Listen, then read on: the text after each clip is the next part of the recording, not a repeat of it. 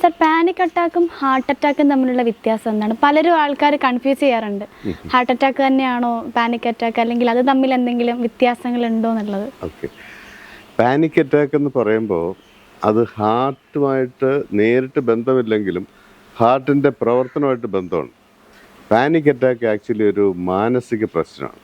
Heart attack നമുക്കറിയാം അതൊരു ശാരീരികമായിട്ടുള്ള ഹാർട്ടിൻ്റെ പ്രശ്നമാണ്. എങ്കിലും മാനസികമായിട്ടുള്ള ഈ പാനിക് അറ്റാക്ക് അത് വരുമ്പോൾ ഒന്നാമത് അഫക്റ്റ് ചെയ്യുന്ന ഓർഗൻ ഹാർട്ടാണ്. അപ്പോൾ അതുകൊണ്ടാണ് പലരും ഹാർട്ട് അറ്റാക്കായിട്ട് അത് തെറ്റിദ്ധരിക്കും. അപ്പോൾ പാനിക് അറ്റാക്ക് വരുമ്പം ആദ്യമായിട്ട് ഹാർട്ട് ഒരുപാട് മിടിക്കും. Heart attack acceleration of heart അത് വരും.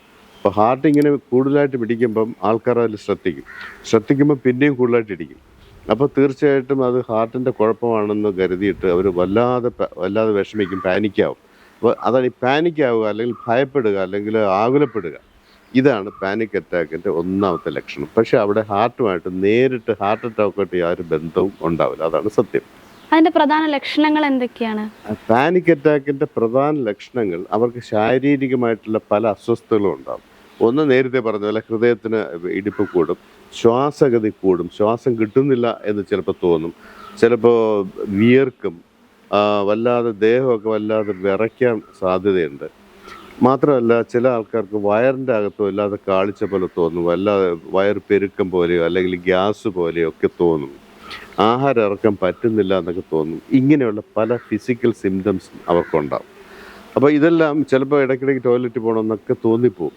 എന്ന് പറഞ്ഞാൽ അയാളുടെ ഒരു ബാലൻസ് അങ്ങോട്ട് മാറുകയാണ്. ആ ഇക്വിലിബ്രിയം മാറിയിട്ട് വല്ലാത്ത ഒരു ശാരീരികമായിട്ടുള്ള ആ ഒരു സന്തുലിതാവസ്ഥ നഷ്ടപ്പെടുന്ന ഒരു അവസ്ഥ ഉണ്ടാകും. അതാണ് ശാരീരികമായിട്ട് പ്രധാനമായിട്ടും നമുക്ക് കാണാൻ പറ്റുന്നത്. സാർ, ഇപ്പോൾ ഈ പാനിക് അറ്റാക്കിന് സാർ പറഞ്ഞല്ലോ മാനസികമായിട്ടുള്ള കാര്യങ്ങളാണ് ഇതിന്റെ ഒരു അടിത്തറാന്ന്. അപ്പം അതിന്റെ മാനസികമായിട്ടുള്ള ലക്ഷണങ്ങൾ എന്തൊക്കെയായിരിക്കും? മാനസികമായിട്ടാണ് കൂടുതൽ ലക്ഷണങ്ങൾ ആവുക. അതായത് ഇപ്പോൾ പാനിക് അറ്റാക്ക് വരുന്ന ആളിന് എന്ത് ചെയ്യണം എന്നുള്ള അവസ്ഥ അങ്ങ് മാറിപ്പോകും. ഒരു കാര്യത്തിൽ കോൺസെൻട്രേറ്റ് ചെയ്യാനൊക്കെ, ഒരു വർക്ക് ചെയ്യാനൊക്കെ, പ്രധാന കാര്യമാണെങ്കിൽ പോലും അതിൽ ശ്രദ്ധിക്കാൻ പറ്റാതെ വരിക. അയാൾ ചിലപ്പോൾ വേറെ ആരെങ്കിലുമൊക്കെ പറഞ്ഞ് ഏൽപ്പിച്ച കാര്യങ്ങൾ ഇത് പാനിക് അറ്റാക്ക് വരുന്ന സമയത്ത് മറന്നു പോവുക, സ്ഥലകാല ബോധമില്ലാതെ പെരുമാറും. താൽക്കാലികമായിട്ട് ചിലപ്പോൾ അയാൾ പെരുമാറിപ്പോകും. ചിലപ്പോൾ അയാൾക്ക് തോന്നും ഞാൻ നടക്കുമ്പോൾ ഞാൻ മറിഞ്ഞ് വീഴും. ചിലപ്പോൾ ഇപ്പം നിൽക്കുന്ന ആൾ തന്നെ ബോധമില്ലാതെ ഞാൻ മറിഞ്ഞ് വീണാലോ, അങ്ങനെ മാനസികമായിട്ടുള്ളൊരു ബുദ്ധിമുട്ട് വരും. ചില ആൾക്കാർക്ക് ഞാനിപ്പോൾ ഒരു പബ്ലിക് പ്ലേസിൽ ഉറക്കെ സംസാരിക്കും, പാടില്ലാത്തൊരു സ്ഥലത്ത് ഉറക്കെ സംസാരിക്കുമോ, അല്ലെങ്കിൽ മോശപ്പെട്ട ചീത്ത വാക്കുകൾ വിളിച്ചു പോകുമോ, ഇങ്ങനെയുള്ള ഒരു ചിന്ത അവരുടെ മനസ്സിൽ വരും. അപ്പോൾ അത് വല്ലാതെ അങ്ങനെ ചിന്ത വരികയും അപ്പോൾ ഞാൻ ഇങ്ങനെ ചെയ്തു പോകുമോ, എൻ്റെ നിയന്ത്രണം വിട്ടു, എൻ്റെ മനസ്സിൻ്റെ നിയന്ത്രണം വിട്ടുപോകുമോ എന്നുള്ള ചിന്ത വരുമ്പോൾ അവർ വല്ലാതെ വീണ്ടും പാനിക്കാവും. അപ്പോൾ ഇങ്ങനെയുള്ള മാനസികമായിട്ടുള്ള സിംറ്റംസ് ഒരുപാടുണ്ടാവും. ചില ആൾക്കാർക്ക് തോന്നും ഞാൻ വേറൊരാളിനെ ആക്രമിച്ചു പോകും. എൻ്റെ മുന്നിൽ നിൽക്കുന്ന ചിലപ്പോൾ അധ്യാപകനായിരിക്കാം, അല്ലെങ്കിൽ എൻ്റെ ഒരു ബോസായിരിക്കാം, അല്ലെങ്കിൽ അയാളുടെ ഒരു വേറെ അടുത്ത വ്യക്തിയായിരിക്കാം, ഒരു റെസ്പെക്റ്റബിൾ, അയാളെ ഞാൻ തല്ലിപ്പോകുമോ, അല്ലെങ്കിൽ അയാളെ ഞാൻ ചീത്ത വിളിക്കുമോ, അയാളുമായിട്ട് മോശമായിട്ട് പെരുമാറി പോകുമോ, ഇങ്ങനെയുള്ള ചിന്ത വന്നിട്ട് പിടിച്ചു നിൽക്കാൻ പറ്റാത്ത ഒരു ആകെപ്പാടെ ശാരീരികമായിട്ടും മാനസികമായിട്ടും വല്ലാത്തൊരു സന്തുലിതാവസ്ഥ അല്ലെങ്കിൽ സമനില തെറ്റുന്ന അവസ്ഥ അത് മാനസികമായിട്ട് ഉണ്ടാവും.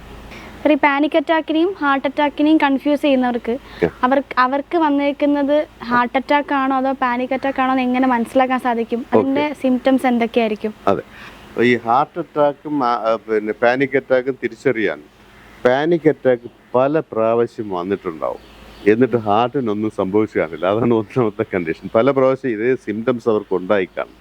രണ്ടാമത്, ഈ പാനിക് അറ്റാക്ക് വന്നാൽ ഒരു 20 മിനിറ്റ് 25 മിനിറ്റ് കൊണ്ട് അത് സബ്സൈഡ് ചെയ്തിട്ട് പഴയ നോർമലായി മാറും. ഈ ബഹളവും വെപ്രാളമൊക്കെ വന്നാലും നമ്മുടെ നെർവസ് സിസ്റ്റത്തിൻ്റെ പ്രവർത്തനമുണ്ട്, സിമ്പതറ്റിക്കും പാരാസിമ്പതറ്റിക്കും പ്രവർത്തിച്ചിട്ട് ആൾ പഴയതുപോലെ ആവും. ഒരു 20 മിനിറ്റ് കഴിഞ്ഞാൽ ഹാർട്ടിനൊന്നും വലിയ കുഴപ്പമില്ലാതെ സാധാരണ പോലെ ആവും. അല്ലെങ്കിൽ ചിലപ്പോൾ ഇതിനേക്കാൾ പ്രധാനപ്പെട്ട അയാൾക്ക് വളരെ പ്രധാനമെന്ന് തോന്നുന്ന ചില കാര്യങ്ങൾ, ഒരു ന്യൂസ് അറിഞ്ഞാൽ മതി, ഒരു വെറുതെ കിട്ടിയാലും മതി. ഇപ്പോൾ അയാളുടെ വീട്ടിനകത്ത് ഒരു കള്ളൻ കയറിയെന്ന് അറിയണം, അല്ലെങ്കിൽ വേണ്ടപ്പെട്ട ആർക്കെങ്കിലും ഒരു അസുഖം വന്നു എന്ന് കേട്ടാൽ മതി, അല്ലെങ്കിൽ വേറെ ഒരു ഫ്രണ്ടിന് ഒരു അപകടം വന്നു എന്ന് കേട്ടാൽ ഈ പാനിക് അറ്റാക്ക് അവിടെ കുറയും. അപ്പോൾ ഇതാണ് അതിൻ്റെ പ്രധാനപ്പെട്ട ലക്ഷണങ്ങൾ. മാത്രമല്ല, ഈ പാനിക് അറ്റാക്ക് വരുന്ന വ്യക്തികൾ ഒരു പരിധി വരെ അവർക്ക് ആദ്യമേ തന്നെ ഒരു ആങ്സൈറ്റി ഡിസോർഡർ അല്ലെങ്കിൽ ആങ്സൈറ്റി സിംറ്റംസ് ഉള്ള ആൾക്കാരായിരിക്കും. പാനിക്കിൻ്റെ എല്ലാ സിംറ്റംസും വന്നില്ലെങ്കിലും ഉത്കണ്ഠയുടെ ലക്ഷണങ്ങൾ ഇടയ്ക്കിടയ്ക്ക് അനുഭവിച്ച വ്യക്തികളായിരിക്കും ഈ പാനിക് അറ്റാക്ക് വരുന്നത്. അപ്പോൾ അങ്ങനെയും നമുക്കതിനെ തിരിച്ചറിയാൻ പറ്റും. അപ്പോൾ നമ്മൾ ഈ ഒരു പ്രശ്നത്തിന് കാർഡിയോളജിയിലേക്ക് പോകേണ്ട ആവശ്യം തന്നെ ഇല്ല എന്നാണോ സാറ്? തീർച്ചയായിട്ടും കാർഡിയോളജിയിലേക്ക് പോകേണ്ട ആവശ്യമില്ലെന്ന് പറഞ്ഞാൽ പല പാനിക് അറ്റാക്കുകാരും കാർഡിയോളജിസ്റ്റിനെ കണ്ടിരിക്കും. കാരണം ഭയന്ന് വിറച്ചിട്ട് അവരെ കാണാറുണ്ട്. ഇടയ്ക്കിടയ്ക്ക് പോയി കാണും, ആവർത്തിച്ച് പോയി കാണുന്ന പല വ്യക്തികളുണ്ട്. കുറേ നാൾ കഴിഞ്ഞിട്ടായിരിക്കും ഒരു മാനസിക രോഗ അല്ലെങ്കിൽ മാനസികാരോഗ്യ വിദഗ്ധൻ്റെ അടുത്ത് അവർ എത്തുന്നത്. അപ്പോൾ യഥാർത്ഥത്തിൽ ഇത് കാർഡിയോളജിസ്റ്റിനെ കാണേണ്ട ആവശ്യമില്ല. എങ്കിലും അവരുടെ ഒരു സമാധാനത്തിന് വേണ്ടി ആദ്യമായിട്ട് ഈ പാനിക് അറ്റാക്കിൻ്റെ സിംറ്റംസ് വരുന്ന വ്യക്തികൾ വേണമെങ്കിൽ ഒരു കാർഡിയോളജിസ്റ്റിനെ കണ്ട് ഒന്ന് ടെസ്റ്റ് ചെയ്യുന്നത് നല്ലതായിരിക്കും. കാരണം ഇത് അങ്ങനെ ടെസ്റ്റ് ചെയ്ത് കഴിഞ്ഞാൽ ഒന്നും ഇല്ല എന്ന് മനസ്സിലാക്കുമ്പോൾ വീണ്ടും വന്നാൽ ആ ഒരു റിസൾട്ട് ഇയാൾക്ക് സമാധാനത്തിന് കാരണമാകും. അതുകൊണ്ട് ഒരു പ്രാവശ്യം ഒന്ന് കണ്ടിരുന്നാൽ നല്ലതാണ്.